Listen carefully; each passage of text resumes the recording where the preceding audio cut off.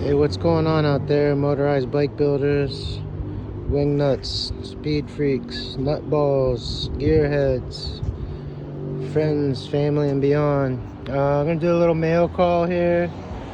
Just out here with the Dremel and flat file, taking top of this cylinder off.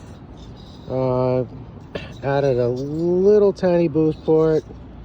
I'm not gonna be running reading this probably, but you can see it just cleaned up the top of this exhaust. This is what we had the numbers on the other day. So first I wanted to say, Kevin, thank you. Got your gift here, number 5. Just wanted to show everybody this is what I had been using. This was a pin for a trailer hitch, and you can see it's definitely been through the paces, and this is definitely going to be a cherished piece of equipment here. Great tool, thank you. Kevin and I have been talking about gear ratios for a while, and he's been doing some videos on 9-2 sprocket.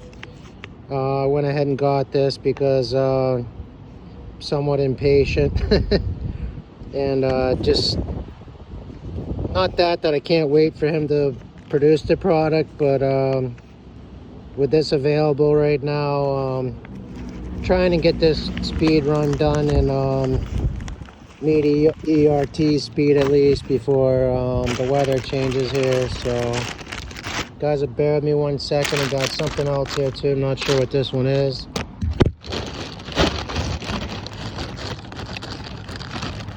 Let's see what we got here. All right. So yeah, this is what I was talking to you guys about the other day.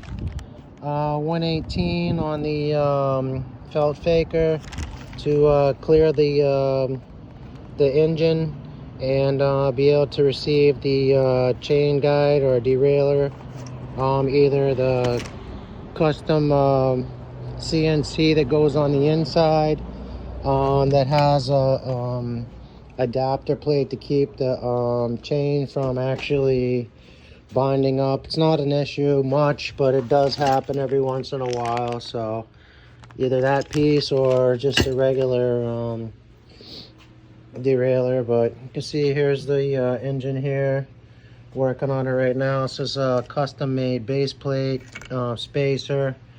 So yeah, but thank you again, Kevin. I know a lot of you guys have had a hard time getting in touch with RDM, but I can't complain. This came from Pittsburgh within a week. So yeah, I'm definitely looking forward to putting that on the motor. It's over at the machine shop right now, having a custom spacer made. What that's gonna enable me to do is it's actually going to match the front of the motor mount, and it's going to be about 3/4 of an inch, and it's going to have, obviously this is going to have a different radius than the top of this, so that this will actually match the same radius here. But that's going to move the engine back up off the frame a little bit more, give me some more clearance with exhaust, and it's also going to allow me to get the clutch cover on. So we were down below on the bottom part of the housing.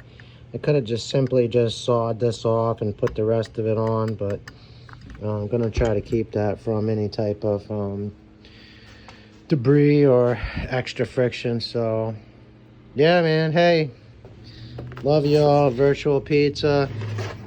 Hope you have a great night, and talk to you soon. Godspeed.